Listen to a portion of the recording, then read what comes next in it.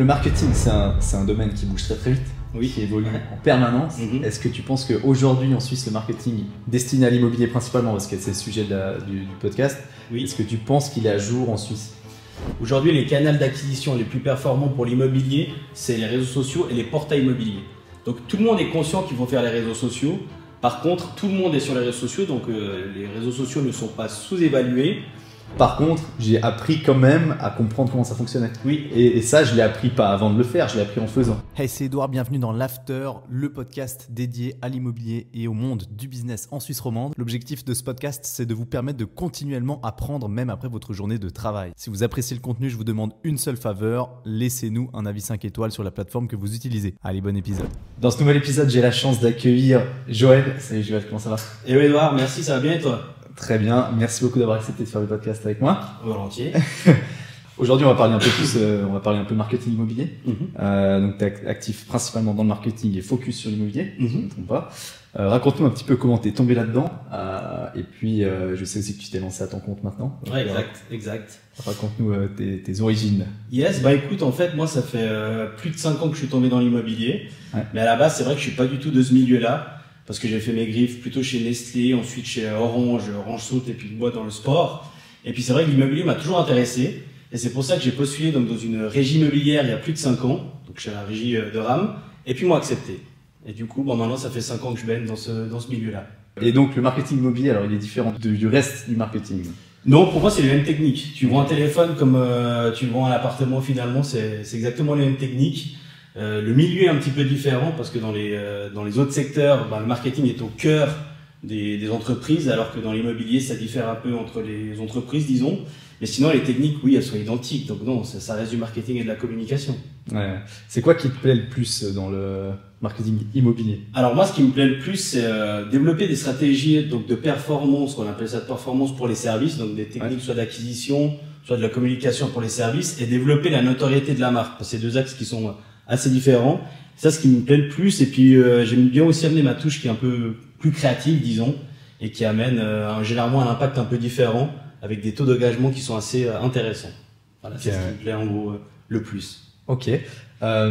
Si on parle un peu business avant de se focaliser sur le marketing, là, tu t'es lancé maintenant, donc c'est tout récent. Ouais, ça fait bon. Alors, je sais pas quand elle sera lancée la podcast, mais là, ça fait depuis quelques mois, ouais. Ok. Et puis, ça se passe bien?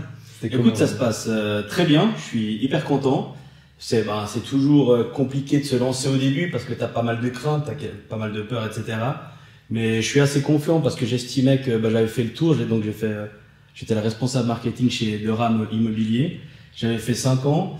Je trouvais que j'avais fait le tour et puis moi je suis un homme de challenge. Donc j'aimais pas rester dans ma zone de confort pour pas dire un petit peu que je m'ennuyais. Et je trouvais que j'exploitais pas mon potentiel au max. J'ai toujours voulu me lancer à mon compte, puis j'ai estimé que c'était le bon moment pour me lancer, quoi. Ok. C'est quoi qui t'a fait Enfin, t'as hésité à un moment donné ou même pas? Oui et non. J'ai hésité dans le sens où la réflexion, elle prend du temps pour se lancer, pour plusieurs raisons, dont des raisons par exemple économiques, où là j'ai fait all-in. Mais sinon, non, j'ai pas hésité trop longtemps, parce que j'étais convaincu que la voie de l'indépendance et de créer ma boîte était un souhait que j'avais depuis toujours. Donc c'était le bon moment et j'ai décidé de me lancer. Aucun regret. Tu penses déjà engager du monde là ou pas encore? Non, alors moi j'ai le but. En fait, moi je veux avoir une croissance qui est organique, une croissance qui est saine. Alors je te cache pas que je me suis déjà posé cette question. Je te cache pas que je me suis déjà demandé si je devais pas prendre un investisseur pour accélérer les choses très prochainement parce qu'il y a des choses qui arrivent. Mais il faut que je le fasse de façon cohérente. Donc aujourd'hui, oui, j'y pense. J'ai pas encore pris ma décision, mais il faut toujours que ça soit une croissance pour moi qui soit organique et saine. Ok, d'accord, ouais, exact. Et est-ce que tu proposes quoi exactement comme service du coup maintenant? Alors j'ai plusieurs cordes à mon arc, mais en gros je couvre tous les axes du marketing immobilier. Donc je crée des stratégies de performance pour les services dans les agences immobilières. Je développe leur notoriété. Donc il y a toute la partie qu'on appelle marketing, puis après il y a toute la partie plan de communication, que ce soit du marketing digital, des plans de communication pour de la mise en valeur d'immeubles. Typiquement là je commercialise 11 immeubles dans la région, j'en ai 470 qui arrivent. Donc là, je prépare un plan d'action de communication où je fais les supports, je fais la stratégie de diffusion sur les différents médias. Et en fait, je gère le projet de A à Z. Et puis sinon, moi, je suis professeur à la Svitz School pour un certificat en commercialisation immobilière, excuse-moi. Ouais. Et puis du coup, voilà toutes les cordes que j'ai à mon arc par rapport au service que je propose. Ouais, excellent. D'ailleurs, on l'a pas dit, mais ça s'appelle Imo Sprint. Ça. Imo Sprint, ouais. Imo Sprint, Pas Imo Sprint. Imo Sprint. Ça sera un autre jour, mais Imo Sprint, ouais, exactement. Et du coup, en marketing, enfin sur les plateformes de diffusion, c'est quel type de diffusion que tu préfères? Parce que moi, j'aime bien la vidéo. Oui. Je pense comme tu le sais. Ouais. Et du coup, et toi, t'es moins vidéo. Alors moi, je suis pour mes clients, je suis pro vidéo. Parce que pour moi, la vidéo, c'est vraiment par là où passe l'émotion. Donc alors moi, je suis complètement pro vidéo. Je suis moins vidéo pour des raisons, enfin pour ma personne, parce que j'aime pas me mettre en avant. Mais sinon, oui, alors je le recommande fortement parce qu'aujourd'hui, c'est le média qui fonctionne le mieux en termes de support de communication. En termes de diffusion, là, je partais. Alors, ça dépend toujours de tes cibles, mais il y a plusieurs outils qui font sens pour diffuser de la vidéo. Ok, donc principalement vidéo alors. Mais pour moi, tu travailles principalement en vidéo? Alors, ça dépend et tout, ça prend encore.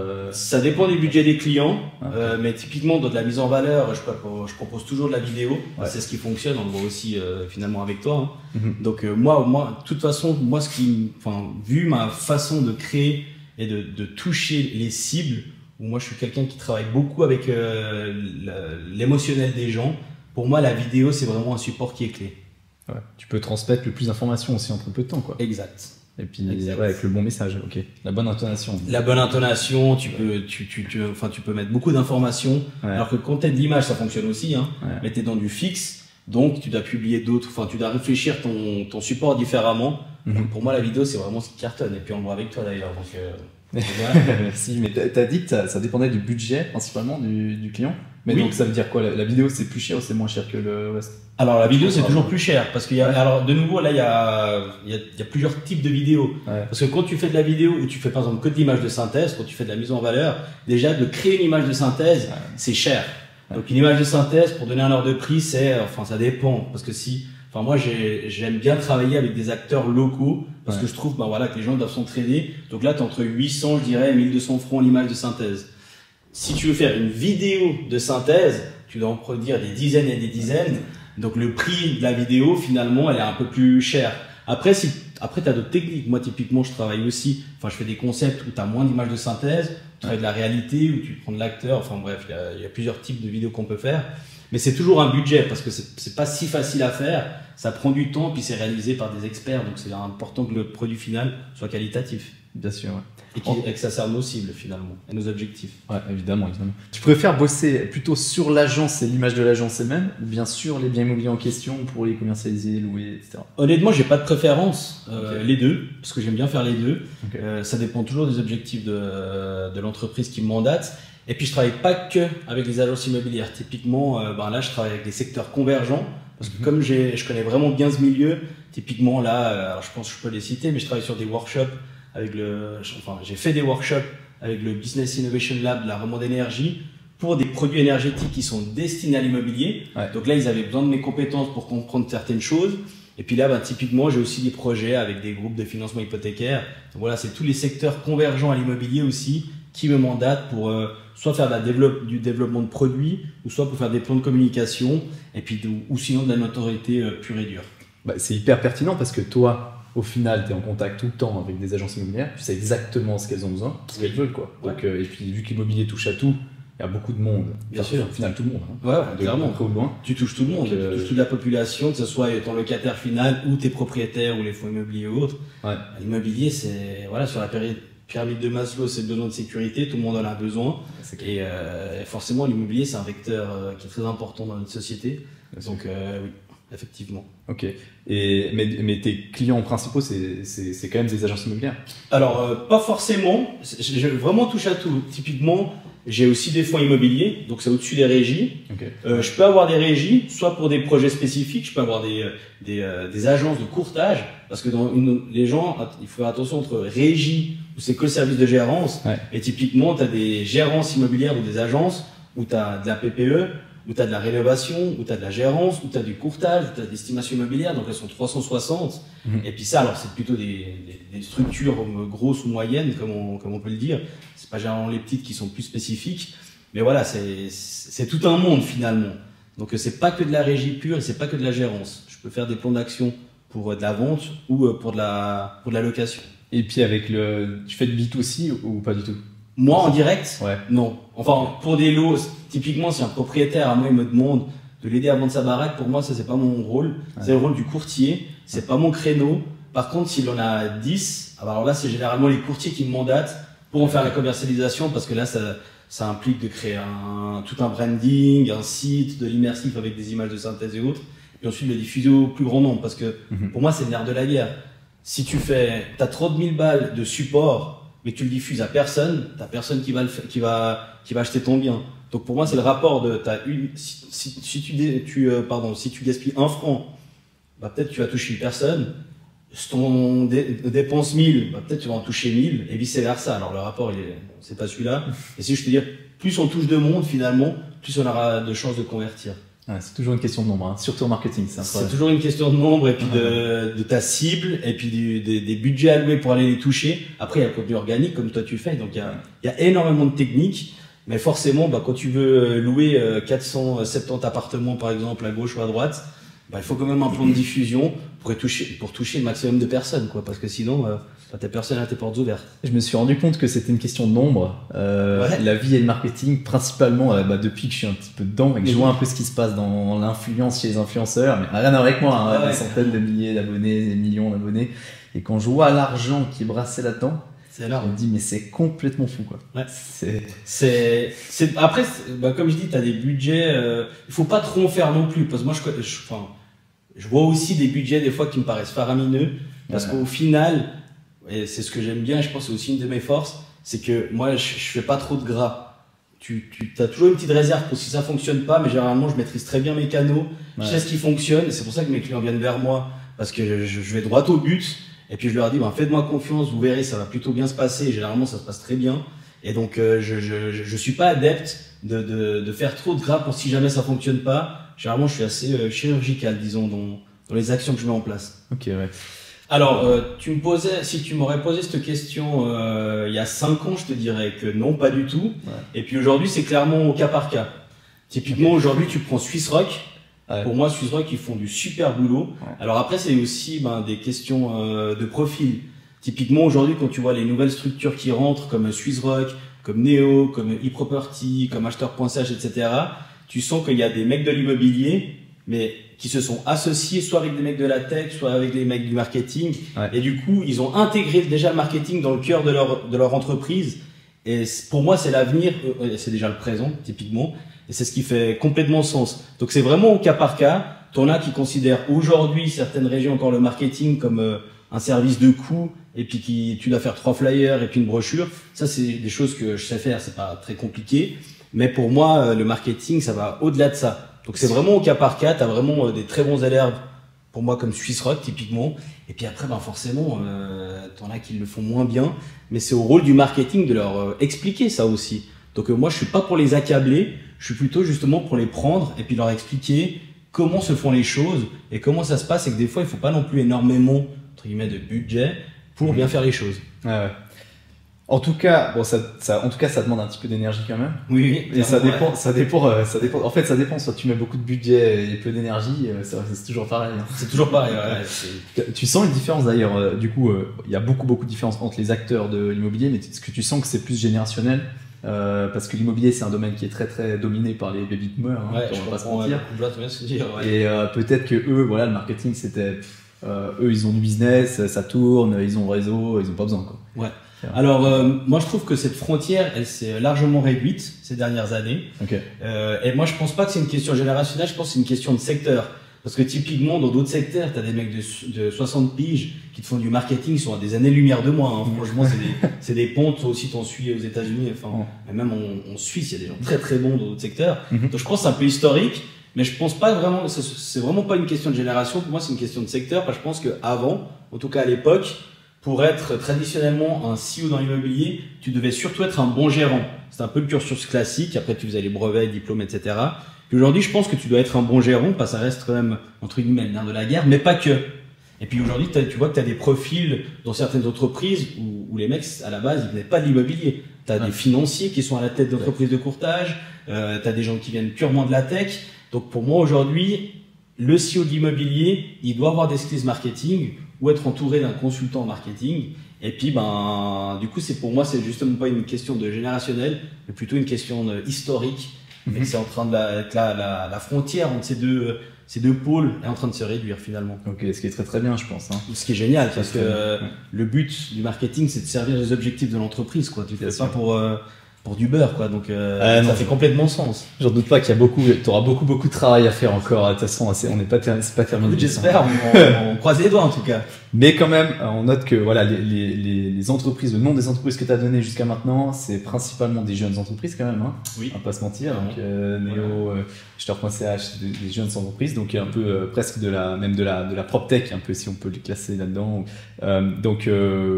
Qu'est-ce que tu penses d'ailleurs de ça? C'est quoi ton point de vue marketing par rapport à ces PropTech? Alors, purement en termes de marketing et de communication, typiquement, si on prend les startups que tu m'as parlé, la Néo, etc. En termes de communication, c'est de la communication connue, dans le sens où ce que eux ils font, ils ont ils ont quand même d'autres budgets et puis ils sont beaucoup plus poussés probablement en termes de marketing digital que des régies qui sont entre guillemets classiques, ce qui est un peu normal aussi.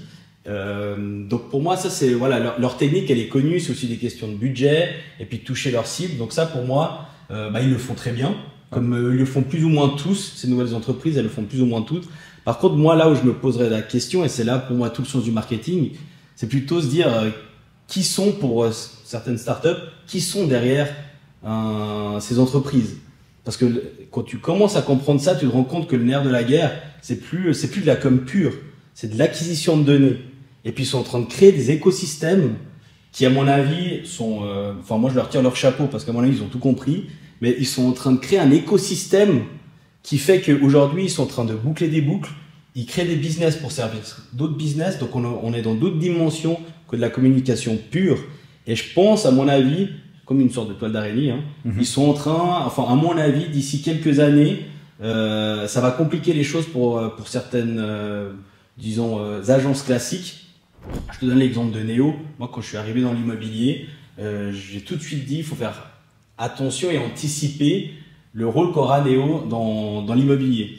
Et puis, c'est comme on dit, généralement, on les ignore, après on en rigole, ensuite on les craint, et puis finalement, maintenant, ils sont installés. Et puis, quand un courtier, qui le veuille ou non, il va essayer de négocier son mandat, et la personne elle va lui dire, oui, vous, c'est 3% ou 2,5, mais Néo, c'est 9500 francs.